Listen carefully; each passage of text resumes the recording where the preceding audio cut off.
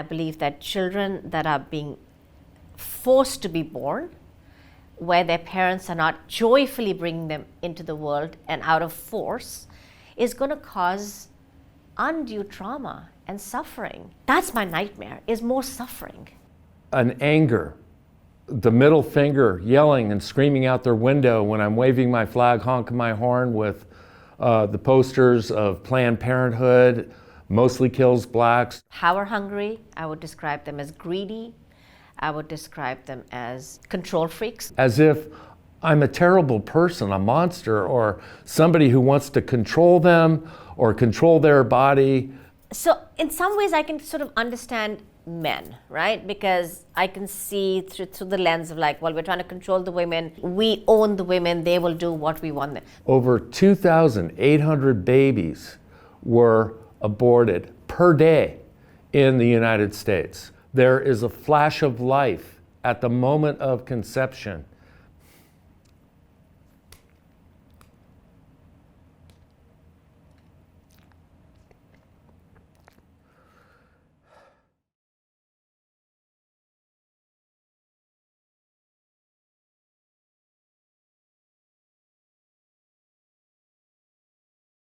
This new old thing has taken over our society. Mockery, the relentless teardown of the other side. They're all hypocrites. They're all cowards. They're the enemy. To hell with them. The result? Relationships shattered, society split in half, with each of us taking sides. How many wonder, is there even another way? I've been a peacemaker for 20 years.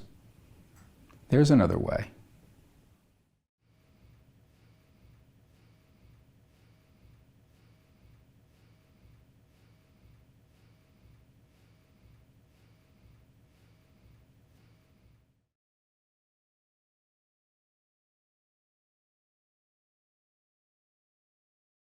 So what would you like him or John as a proxy for those who are anti-abortion to understand that you don't think they understand deeply? It starts in my opinion, based in religion, right? So the Catholic Church, right? Then again, that's dominated by men. And then the patriarchal system, right? Controlling whether women have choice to give birth or not give birth. From that moment of creation in the very beginning, from that time, he has been placing individuals in the mother's womb at the moment of conception. We have a choice to kill or not kill. Mm-hmm. I mean, the Ten Commandments say, thou shalt not kill, right? Who wrote the Ten Commandments? God, by the hand of man. Motivated and inspired by God. That's what God himself said. Yes. But the point I'm trying to make is, who are the human beings that are carrying these children in the womb? Who are the people carrying? Men or women? Mankind. The scriptures are for mankind. But is it a man or a woman physically that carries the baby in the womb? A woman. Exactly. Which is mankind. Okay. How is that not seen as perceived as control? Let's talk about free will. Okay. Right? Where does a woman have free will then? I know that good and something bigger than myself exists. I really believe in that, right? Yeah. I just don't believe that there is one entity somewhere that's controlling everybody's lives. You know what? He understands that. He does. And that's why he came to earth in the form of a man to give his life as a sacrifice for our fault. You can probably spend the next 3 days trying to convince me, and I cannot be convinced. I don't see anything wrong with Planned Parenthood providing both perspectives, but they don't. It's just a place to go and get an abortion. They started a new campaign to focus on increasing the kill of Asian babies. So I have a question for you. Yes. What would your nightmare political scenario look like if the other person, or people like the other person, were in charge of the government? Yeah, so my nightmare scenario, that if the other side had their way, Roe versus Wade would, or something similar, would be reintroduced and become part of the Constitution. And what does that mean to you? That would be back to killing more than 2,800 babies per day in the United States. And then what? Well, they call the Holocaust in Nazi Germany a nightmare. Yeah, but I don't equate those two. What is your political nightmare? The culture does not really take care of people, right? And if you're trying to convince through your philosophy, convince a woman to give birth to a child she really doesn't have the ability to take care of, right? That's just causing more suffering and more trauma. So that's my nightmare. It's just going to be even more trauma and more suffering. I understand your perspective. Yeah. Okay, it's a person. It's a human. Right. What if there's an 18-year-old that is not ready to have a child? Okay. What if? So if we believe that life begins at conception, what's the baby's perspective? Is the baby saying, "Oh, mommy, go ahead, you can kill me because you got to go to school. Mommy, you can kill me because you got raped." What rape, mommy? I didn't see any rape. You can kill me because Uncle so-and-so got you pregnant. I don't know Uncle so-and-so. Okay, I can find myself Mommy, getting save triggered. me. Mommy, help me. I want to live. Mommy.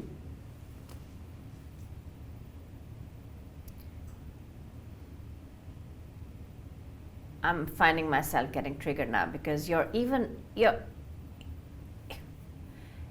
saying, like, even if a child is conceived through the act of a rape, that it's okay, like that child needs to live. Let me do it again. Mommy, I don't know about a rape. I want to live. Help me. Save me, mommy. And what if that mother does not have the ability to take care of that child? Mommy, there's people who will take care of me. Oh my God, I actually can't. I want to live. Help me, mommy. Save me.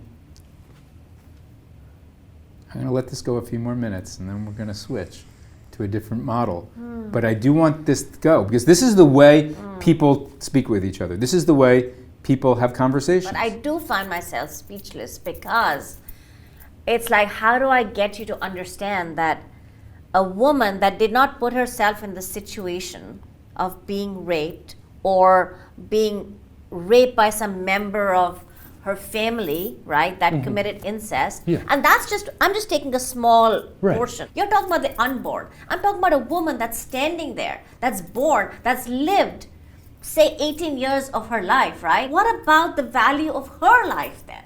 Yeah. Versus the value of this unborn child that was conceived from that. What about that? Okay. What is the value? How do you value her life? Tell me if I understand you right. Yeah. You're saying that a person that's been born and lived 18 years is more valuable than the life of the baby. Yes, I do. Okay, I disagree. I do. Well, I do. Do you know there are some mothers who were told that we need to give you an abortion to save your life? Some mothers have chosen to die for the sake of having a live birth of the baby. How are you feeling about the other person right now? Well, my expectations are completely met. If you understand that it's a person, all those situations, the baby is not guilty for rape, for incest, for the mother's financial situation, the mother's dreams of getting an education and having a career or being an entrepreneur or STEM or whatever it might be. It'll be a baby that grew up being able to have a testimony that my mom chose to give birth to me. I have life. Even though she was raped, she understood that, and she loved me so much that she went through with the birth. She saved me. I'm alive. So is he convincing you? Actually, what is even more difficult for me to swallow is that a man is telling a woman here in this situation, right? I don't know how you can sit there as a man and project onto a woman and say, well, women just across the board, just give birth. This is the typical conversation, Yeah. right, about abortion between people who are in favor of having rights to an abortion and people who are not. Right. It's just too much anger. They grow to dislike the other person and to have zero ability to work with them in society. So we're going to do something different. Okay? So what I'm going to ask is, if you would, remove the hat. Is it my hair okay? Your hair looks beautiful. Oh, thank you.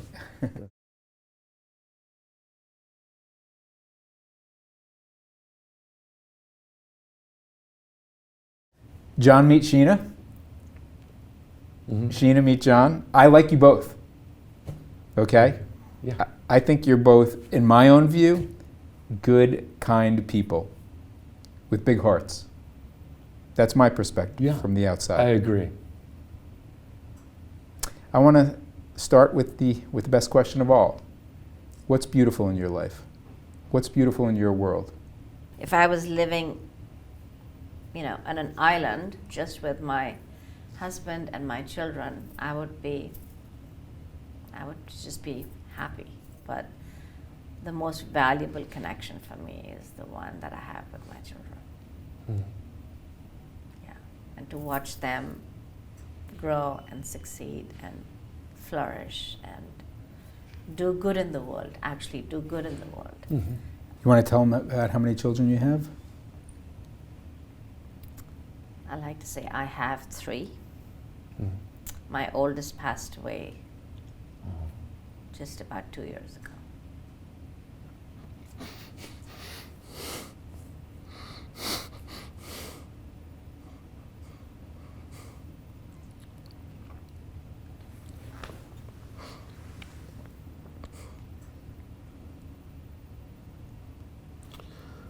Do you have tissues? Yeah.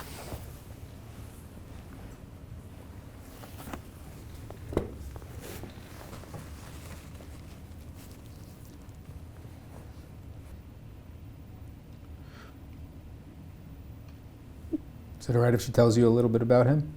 Yeah.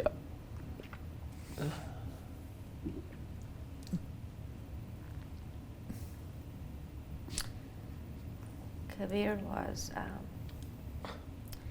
30 when he passed, and he was I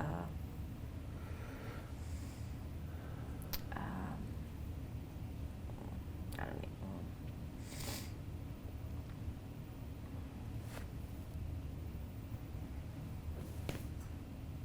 a political activist. He was, gosh, the words don't even come to me now as I want to describe him. John passed this to you.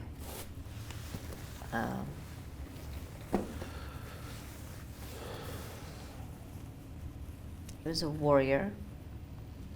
He stood for humanity. He stood for justice. And he fought for it, fought really hard for it.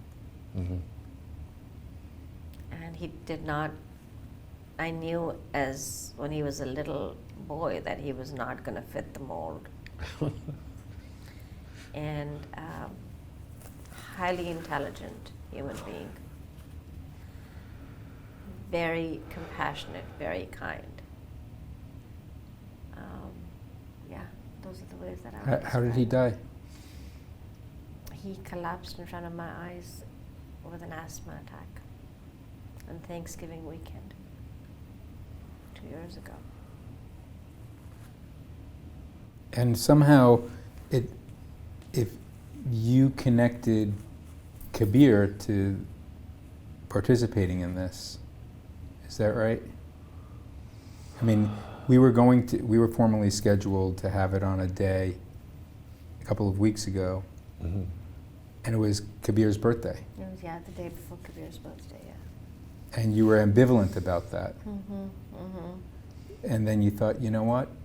Kabir would want me to do something like this. That's right. He would. And why would he want you to? He would want me to because Kabir, as strong as his opinions were, always took the time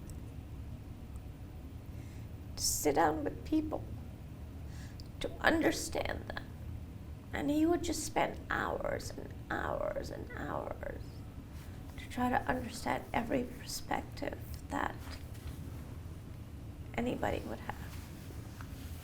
We sat with people across the spectrum, and I just think that he would want me to do more of this. Yeah, I have 100% respect. I can't express more respect for a person like Kabir and you.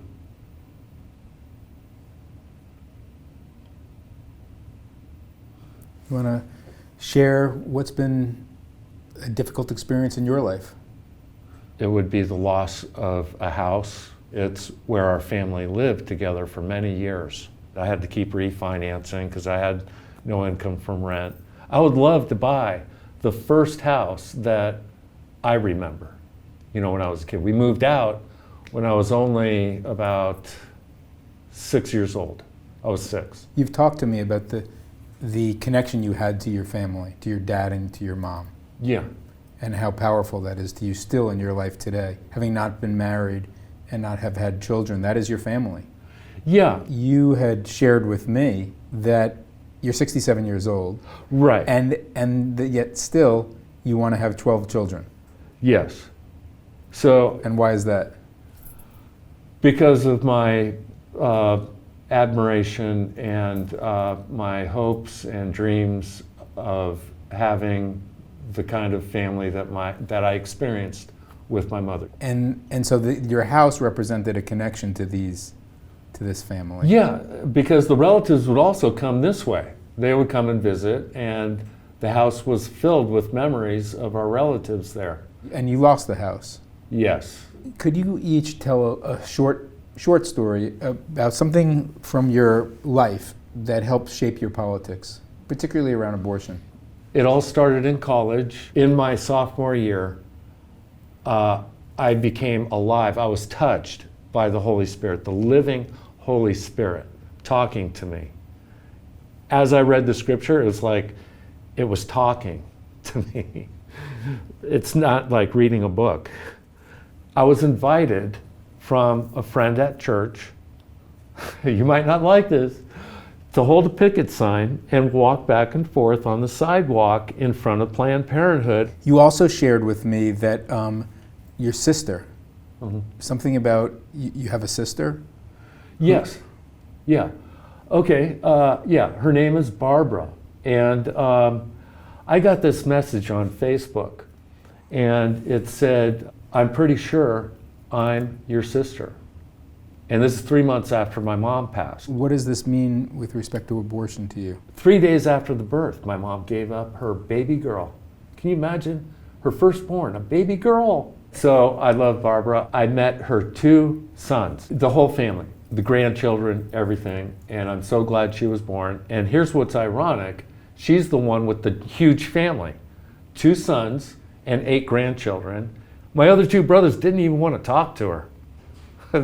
I guess they were having a trouble with reality, but I loved her. It might be because of my faith.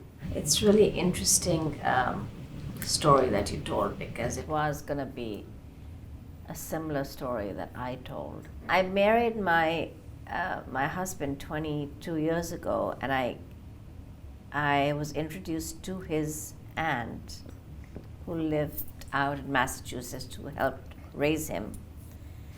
And she had a child out of wedlock. Mhm. and then she was adopted by another family, but she has lived in poverty her entire life. So it makes me think, if his aunt had had the choice back then, she may have chosen not to have the baby, right? So you see it better to not be living than to live a life of trauma. That live a life of trauma and live a life of that depth of suffering, you know, where you're struggling. There's so much struggle. So if they made the choice to John, abort, that would be based on seeing her future.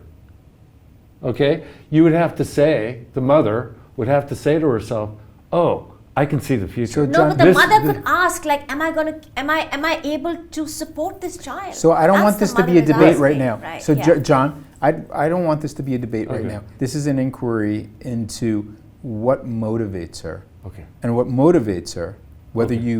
you agree with it or not. Okay. Is to reduce suffering. When you see a person who's not born, you don't believe that their spirit dies. That's exactly right. So for me, Kabir's spirit is still alive. I still connect with him. I still talk to him. And you don't see a life really being lost. Yeah, from my Eastern It tradition can- and goes on. spirituality. It goes on. We believe in I believe in So reincarnation. you just see a loss of trauma I see a loss of on this physical plane. on this physical On this plane. physical plane, yeah. It just hurts my heart that the level of suffering that we have in this world is so great. It just makes me. That's one of the reasons, as I think I said to you, I ran away from India. I could not stand the level of suffering, the level of poverty, the level of income inequality that exists in India. I just couldn't stand it, you know, and I just had to run away. If you're bringing a child into a situation that is toxic, that is full of suffering, that is full of trauma, and there is no way out, right? Yes, a lot of successful people have risen Yes. from challenge, right? And Yeah. that's what we are told, right? All of that, right? Like, but why? But why put children through that? Why put children through so much suffering? I don't believe in that. Okay, so in my opinion, So we're not going to go there oh, yet. all right. So we're going to do something different than in Sure. your opinion. Okay. Okay? What I'm hoping you see is in Schena that it's motivated by a desire to care for life. That's right. It's a different core belief, but similar heart in both of you, who just want to care for life. That's right. That's exactly. I want to ask you one further question in this little getting to know you stage. What wisdom do you have for the world? I don't have an answer for that right now. Why don't you go? Yeah, for me it's hope. When I come across a person that looks like they've lost hope, I can't help but try to encourage them and tell them what can be instead of what has been. And is that coming from the fact that you have faced so many challenges in your own life and you know how to overcome them and you live every day with hope? Yeah, I'll try not to be religious, but I can't help it. This is what God did for me through his son. God could have saved him, but he let him die to save us. I'm trying to pull it back from a person needing to believe, have your beliefs. Oh, all right. So in order to understand Yeah. what it is that you've experienced. My observation in speaking with people who are religious is that they can inspire other religious people through those words, but not non-religious people, people who don't hold that belief. What can inspire them, and what Schena was trying to connect to, I think, is that you've had some times when you felt kind of hopeless and were able to go through it and come out the other side and feel inspired, and you want to give that gift to other people. I can then connect, you know. Yeah, becoming a person based on what has happened to you personally. Even through your desire to share religion is a desire to give a gift, Yes. not out of God's edict, but because you love them, Uh-huh. that's something that they can really feel. Mhm. But as soon as you start talking about it's God's edict, Yeah, you've lost me there then. so we're going to come back to you and ask, Yeah, I still don't have an answer. I'm going to ask it again. You can ask it. Yeah. Maybe I should take a little bit of a break. No, we're going to do it right now. We're going to do it right now. Let me ask you this, if nothing comes to you. What would Kabir want you to share? What wisdom? That I can connect with. Whatever Kabir did always came from, even though on the outside it might not have looked like it, Mhm. it always came from a place of love and contribution. And I think on my deathbed I'd probably want to look back and say, how much did I operate from that place of love? And why is that important? Because I think that is the one thing that transforms. Yeah. That's the essence of God. Yeah. So you call it God. I call it love. Well, it's a statement from God. He said, I could give all my wealth to the poor, but if it isn't done with love, it's like clanging cymbals in the air, just making noise. Yeah. The minute the idea of God comes in, you lose me. You really I can't. I just think that religion has caused a lot of problems for humanity, and I just can't get behind it.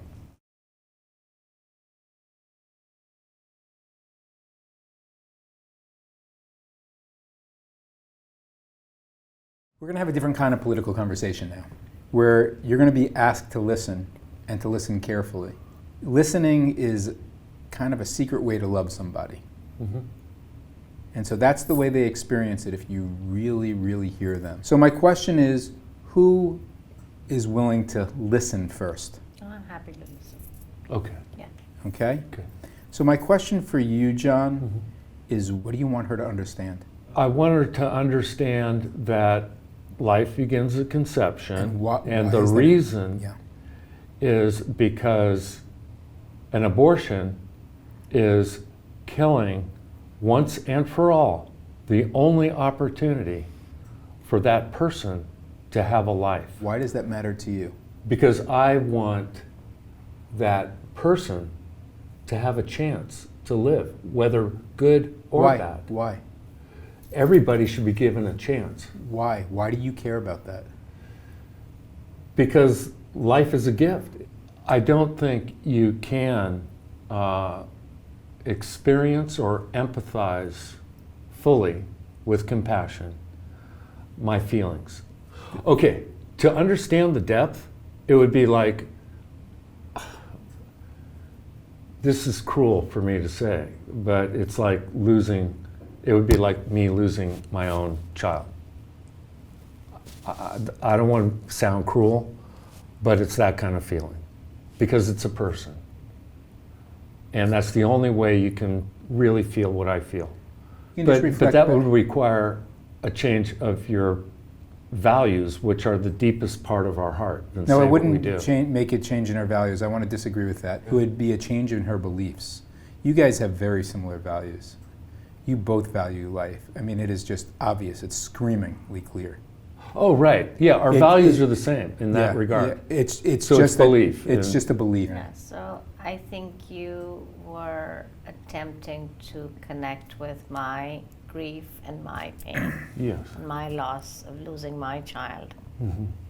And I can see it in your eyes. I can see how much pain that causes you, right? Like Yeah. on a visceral level, it's causing you a similar kind of pain, even though you haven't been through the experience that I have of physically losing. Do you understand why I have those feelings, even though I haven't lost a child? My faith is very strong. I don't think you have those feelings because of your faith, although your beliefs play a role. Mhm. I think you have those feelings because you love people. You love life. You love human beings. You love them so, so deeply that children. Yeah. I really want to understand deeper.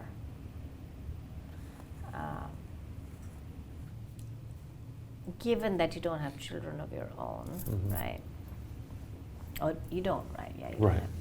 Given that you don't have children of your own. It's the way my mom loved me. She cared for me, protected me, told me she would take a bullet before me. Little stories like that. My mom would tell us stories about life and love, and she told me, like I said, when she would hold me, I just loved looking into Mom's eyes. Like those were the most secure Most moments secure. of his life. I get it from my parents, and I think I never got married and had children because I'm a little bit afraid and a little selfish. I got into my career. Okay, now we're talking. Yeah. Now we're having a conversation. To me, there's some missing pieces of the puzzle Yeah. that's preventing me Okay. from fully Okay. empathizing with you. Yeah, I've wondered myself. I look in the mirror. Why didn't I get married and have children? Why didn't you have kids? I was always waiting to have enough money to meet my own expectations to be a father. I got into the dot-com boom. I was a consultant making a lot of money.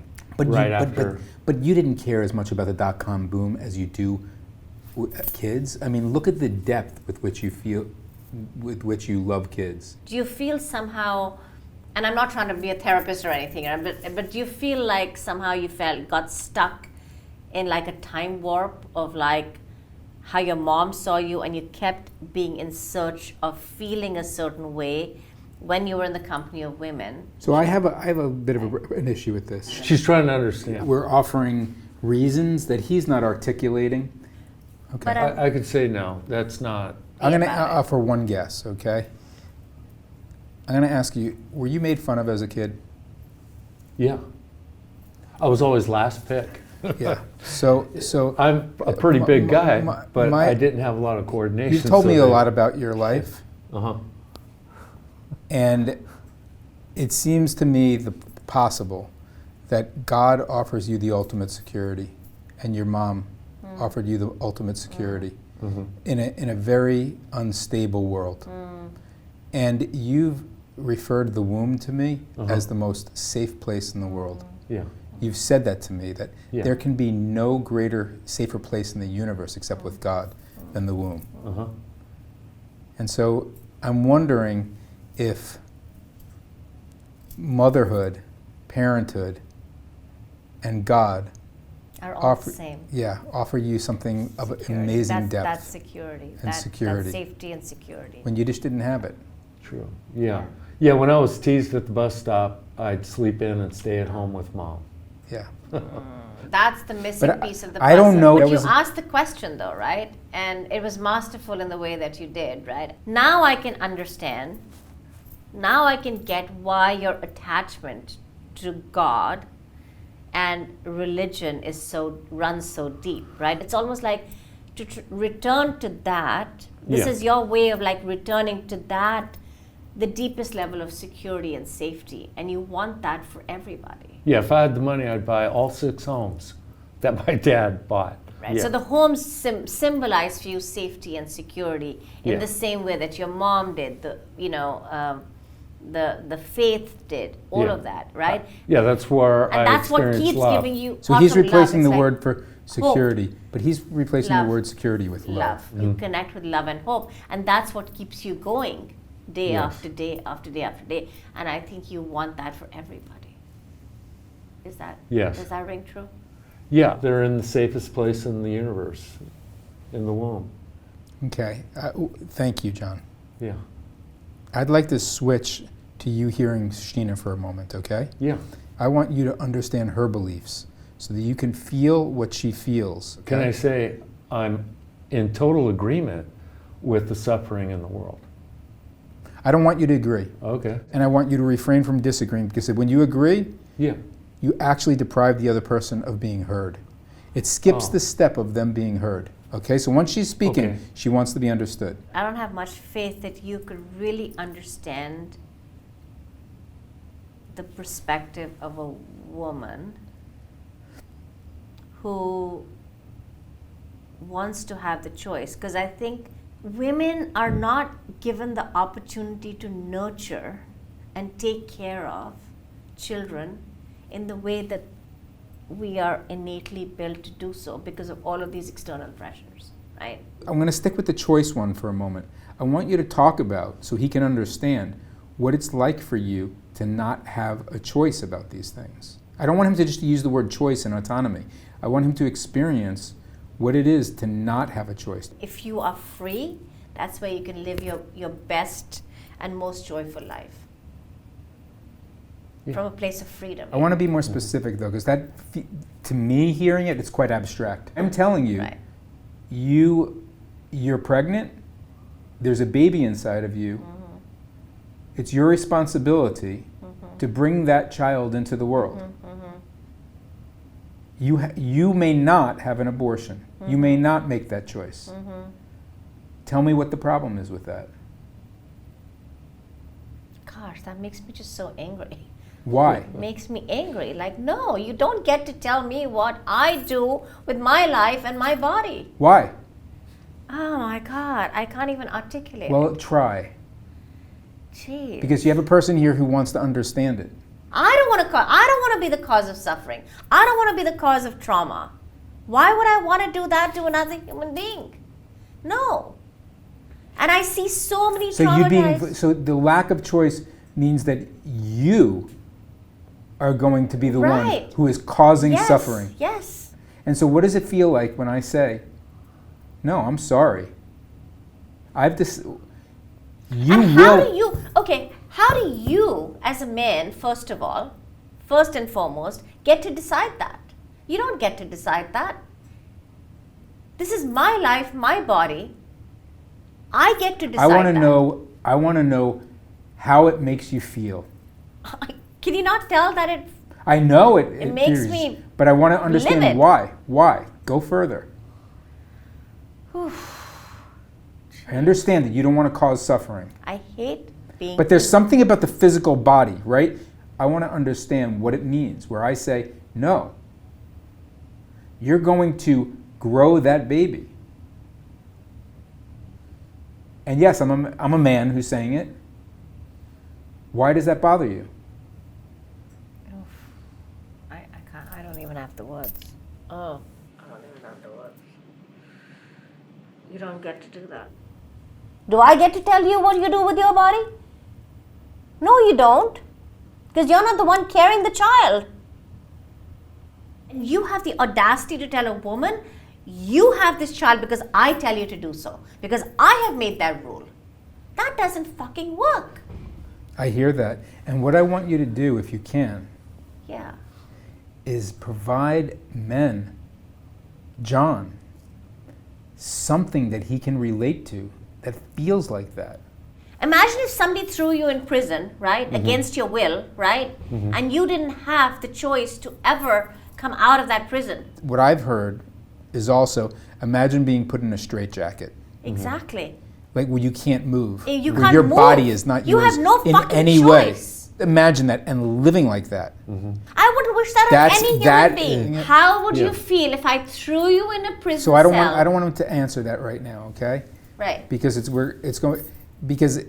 we're talking about what you feel, and this is just a mechanism But I for him want to him to be feel able it. to feel So that. so what I want you to hear. I want him to Yeah. feel What it. I- I understand the way you feel about having your body controlled by another person, especially by another man who has not experienced and never will, taken no control, away. no power, nothing over Yeah. myself, over my own life.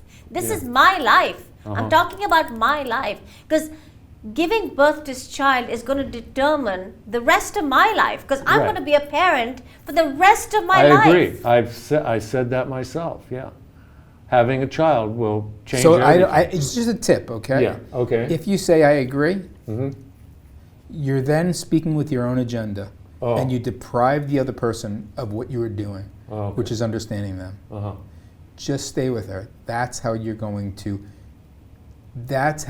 have an emotional effect on her. And I'm not feeling it Losing- in my body. I'm not feeling your understanding, and I need to feel it. I need to feel that you get it. Like And I'm- being you're- in a straitjacket, your Yeah, freedom like taken how the away. hell would you can't feel? move. How the hell would you feel? The emotion? Yeah. Yeah, I would feel restricted. I can't live my life the way that I want Right, to. exactly. Now we're My getting freedom somewhere. completely right, taken right, away. Right. So would you want that for yourself? No. Would you? Exactly. Well, When it's like somebody- being in a straitjacket. You can't move. Forget Yeah. about 7 months, 9 Yeah. months. That's just carrying the baby, right? Now Yeah. you're a parent for life, right? Uh-huh. They are not only changing those 7 months for you, but also for the rest of your life. Okay. Thank you, John. Okay. How did he do? Yeah, he's getting it. Thank you, John. That's not easy to do, okay? There's one piece that I want him to understand. That is, given your beliefs about life, you're not terminating a soul. I want him to understand. Okay. So my belief is that each soul Mm-hmm. comes into this planet Mm-hmm. via the mother, right? To help facilitate a story, an experience. So even if I have had a miscarriage, I've had an abortion, that soul has still come into my life to serve a purpose in my life, to teach me something, right? And it's for me to learn it. And I also believe that if that soul could potentially return in another experience and be born as a human child, at a later stage in that woman's life, right? So the consequences that you see are different than the consequences that he sees. You see, if a woman chooses to have an abortion, you see a loss of, the suffering is gone. Right. But you don't see a loss of opportunity No. because there's still that opportunity The for opportunity, life. because the soul Which is is still totally there. different than his beliefs. Right, and that's the Okay? Western but belief system. I'd right, like you right. to see what her beliefs are, Yeah. and then how she doesn't believe she's killing anything. She's actually doing a favor I'm doing a favor. if it's a bad situation. She's allowing It's the coming child, from, again, coming from love. It's she's coming allowing from the love. soul to go somewhere else. Right. And where does that come from? Her faith. No, so she said it's coming from love. It's coming from love. Is he understanding that? Yes. Yeah.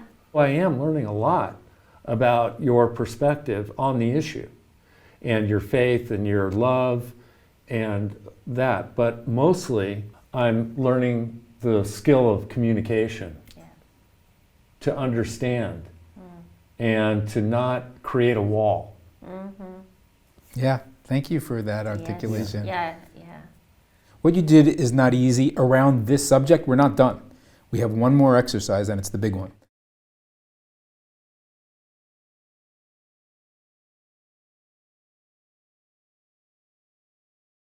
You've done a fantastic job of speaking from your heart and listening to each other. My goal is not to convince you to adopt each other's views. You are supposed to come out of here with a deep empathy for the other person, because that promotes conversation and a healthy world. That's my view. So we're going to take that empathy, that understanding, one step deeper. You're going to be switching seats, and you're going to become the other person for a bit. So why don't you switch seats, and then I'll explain exactly what we're going to be doing. Okay. So I call this identity confusion. And what that means is you're going to assume the other person's identity. You're going to assume the other person's beliefs in full. And you're going to be the other person. You are now Schena, and you are now John. You are pro-choice, and you are pro-life. Who is willing to be the other person first? I don't know if I could fully, but You can try. it's running through my mind right now. You can I you can just- try. So let's go with John first, okay? Okay. I'm speaking to you, Schena. I'm going to refer to you as Schena. Okay. as strange as that may feel, what does John or people on his side who are pro-life, what do they not understand about you and about women who want to have choice? And I'd like you to speak to John directly. Okay. First of all, you need to understand I'm the woman.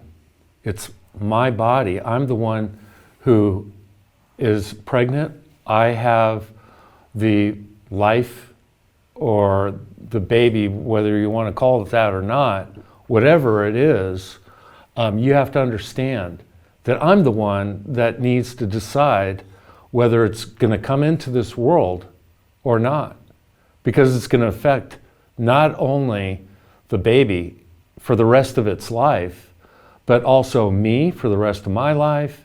It's very difficult to give a child what they need to have the life they deserve to have.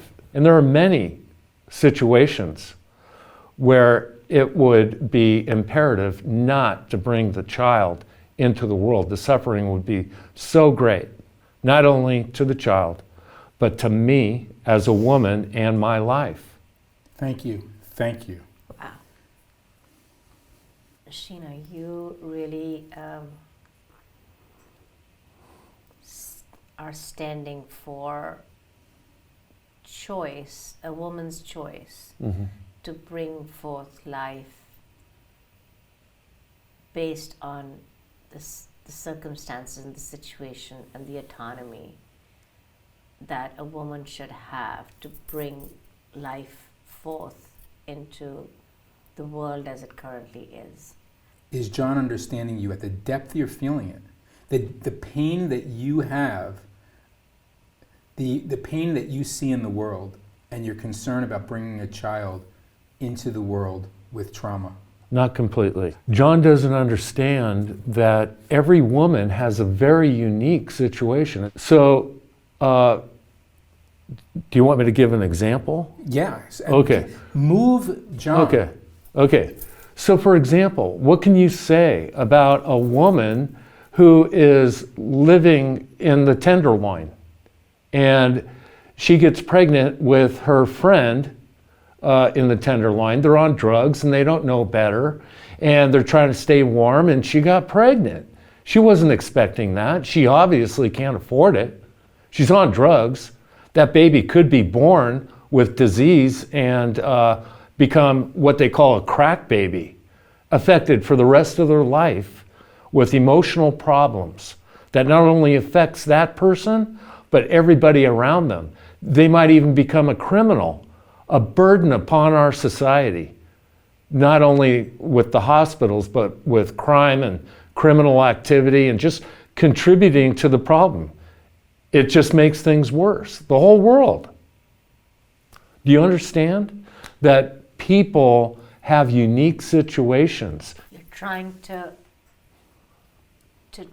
tell me how unique how to be sensitive to each woman's unique experience and the environment and the circumstances that she is in. Yeah. For example, if she's a drug addict in the Tenderloin and accidentally gets pregnant and but has no scope for giving a good life to this child. He's got part of it. He's got the part about a personal trauma and how it would affect the mother and the child, but not for the entire world. This is a compound situation that affects the entire world. It affects our economy, our justice system, law enforcement, the hospitals, healthcare system. It has a huge effect. And that's just one baby. So if you add it all up, it creates a terrible effect, and it's detrimental to our entire civilization as we know it. Okay, so we're going to do the autonomy in a moment, but I just want to give you a chance to breathe, because that's pretty powerful for him to understand you like that.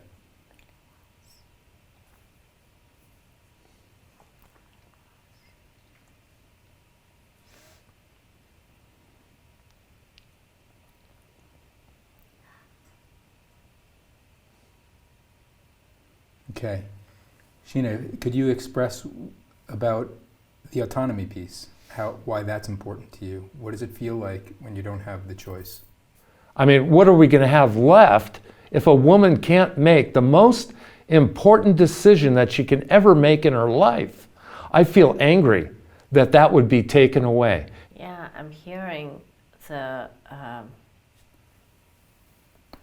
deep anger that you have against the possibility of a man deciding for a woman, for you. Is John understanding you? And Yes. at the depth with which you feel it?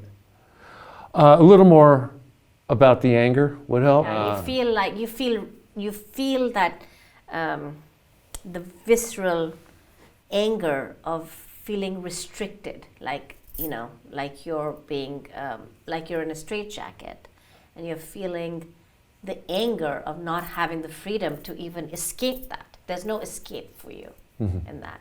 Yeah, Is John that's it. understanding? Yeah. Okay, Very thank good. you. Yeah. Thank you. We're gonna switch roles, okay? Yeah. So, John, what does Sheena not fully understand?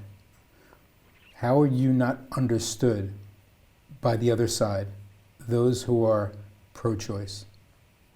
Well, Sheena, what you're not understanding is that I had such a good experience growing up as a child within my family system, and that I was so deeply loved by my parents and everybody around me, that I want that for every unborn child. So what I understand is that you had a wonderful life, and you had good parents, and you had aunts and uncles, and you want every unborn child to be born into that, to experience it, and have relationships, the love that you experienced. And to add to that, to have the opportunity to experience life. Yes. I also heard you, John, express the despair you feel when you imagine the immense loss of life.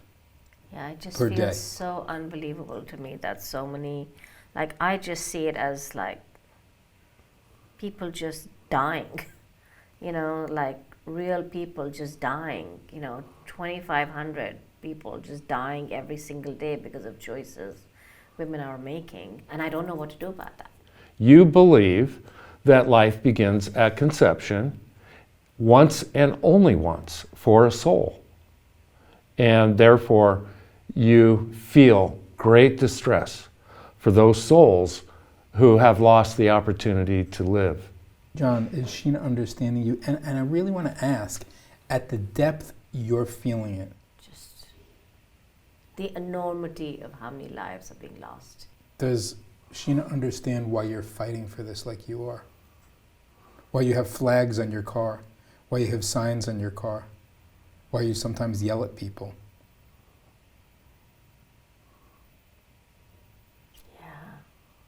Yeah, I don't know if you're getting it to the real, like, that deep, I feel this visceral, like, support of life. And so I want these children to be born into the world because I love children. If you believe these are real children, it would be worse than anything that the Nazis did. That's right. That's right. That's exactly. Do I understand that? That's exactly right. Yeah.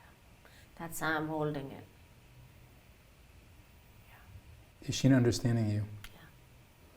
And I want to ask you, Sheena, is there anything more that John doesn't fully understand about your experience? I believe that a soul can have a second chance. And if the situation is not conducive, she should be allowed to give birth or not. Exactly. But ultimately, it's a choice. Yes. So the soul will always have an opportunity to come into the world. So let's just keep it a woman's choice. I don't want to see men or the law to tell me and restrict me and take away my God-given right to make a decision to be a mother and choose whether or not to have a baby, to bring a soul. Because you're saying it's a collaboration between the mother and the soul. They get to decide. Are you being understood? Yeah, I think so. I almost found myself like being John. I'm like, what the hell are you talking about? For a moment, I was like, what are you saying? That's powerful, right? Yeah. So let's switch, and then we're gonna unpack it. That's a powerful exercise. We role played really well, yes, didn't we? Yes, and it wasn't just role playing. Yeah, it wasn't. I mean, you were really yeah. feeling each other. Yeah. So my question is, what was that like? What did you learn? That was a powerful experience to really be in we speak about being in somebody else's shoes, but this really truly felt like I was in your experience. So there are two pieces to it. You were in his experience and you saw him be in your experience. So speak to both. I was in his experience, but just to hear and watch how you really got me. That was wild. I did not have hope that you would actually be able to do that. And what was it like when he did? Mind-blowing, actually. That you really, just coming from a different culture, that you actually understood this whole concept of the soul and spirituality in the way that I experience it, and to be able to reflect that back in the articulate way that you did, just really was pretty powerful, that you really got it. What did that feel like? The word transformation keeps coming to me, like something transformed here. The other word that keeps coming to me is healing. I feel I hope, anyway, I won't say I feel, I hope that there was some healing for you in this experience. And it sounds like there was for you. Where I feel hopelessness is that I won't be able to articulate my viewpoint to people on the other side, right? That's where I find a lot of my hopelessness has come from in my experience. And that hopelessness did get transformed into hope. So that's what him playing you. So that was transforming. Yeah. What about you playing him? What did you learn? We all have the same needs. We just talk about them and manifest them in different ways based on our life's experience. But really, if we really get to the bottommost layer of those needs, we're all just fighting for the same thing. Which was what in this case? To me, I think that's just love. I think it's all reflection of love. It just manifests in different ways based on our life experience. Yeah, your experience and your beliefs. And my beliefs, yeah. Yeah. Because the values, I think we made this distinction earlier of values and beliefs, right? The values are almost even the same, right? That you both care so deeply for life. Deeply for life, yeah. And is that encouraging to see that? Oh my goodness. Yeah, there is hope for the world. In such a broken, hopeless world, there is hope for the world if we can start to interact with each other in this way versus, versus the ways that we are being taught to from all these external forces. Yeah. Wow. So same questions for you. What was it like for you to play Schena? And what was it like for you to observe Schena playing John? Both of those. And to Schena. Yeah. For me to play Schena, I felt your violation of freedom. And I felt anger, and I felt the restriction like a straitjacket. I felt the loss of my freedom to make the choice. And what was it like to see Schena playing you, John? I think she understood me completely. She's got all the facts, but there's not the depth of tears and sorrow that can only be felt if you really believe that a child from conception has one and only opportunity for life. That's the only part that's missing, and that can only come by a God-given faith and to be touched by the Spirit, the entity that you described. So what do you think of the other one? What do you think of this guy? Oh, I like him. Yeah, I think he's very sweet. Oh, thank you. And what was your experience of Schena? I feel like I've met someone who is a mother, has maternal instincts, and it's a sixth sense that only women have, and you're able to see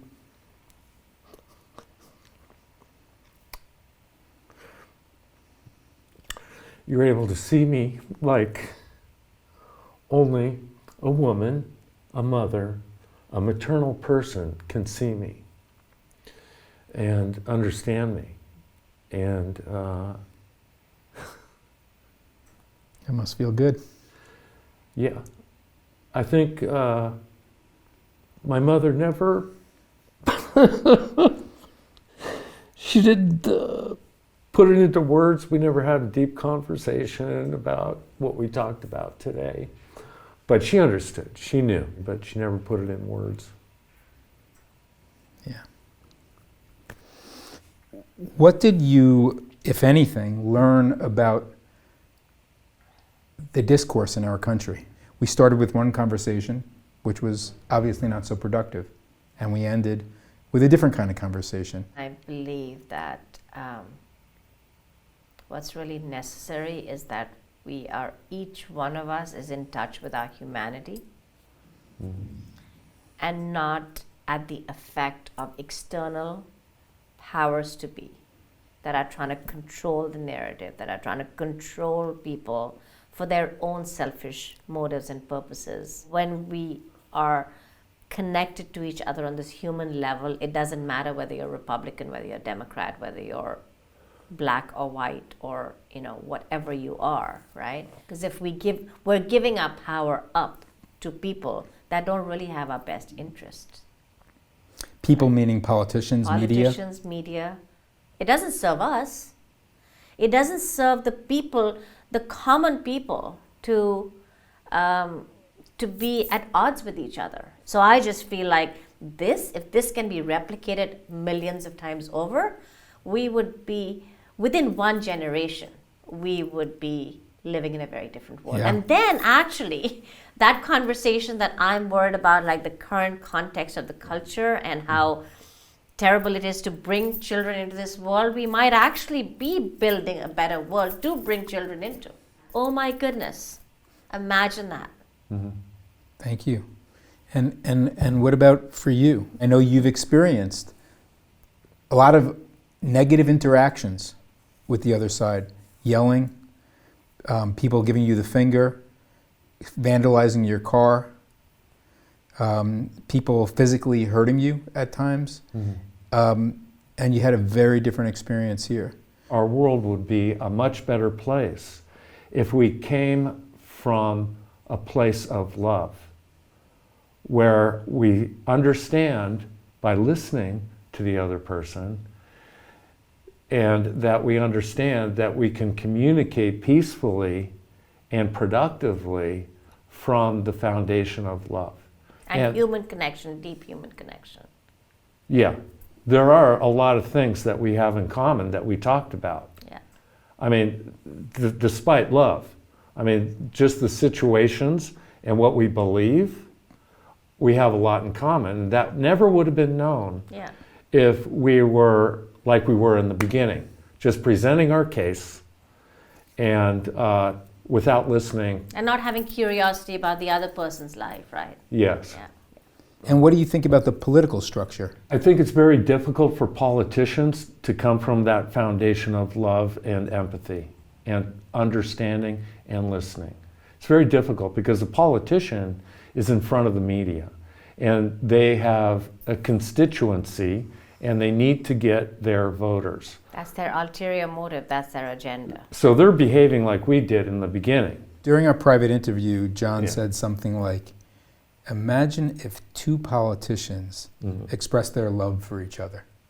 Imagine in a debate that one of the candidates just spent most of the time talking about his understanding.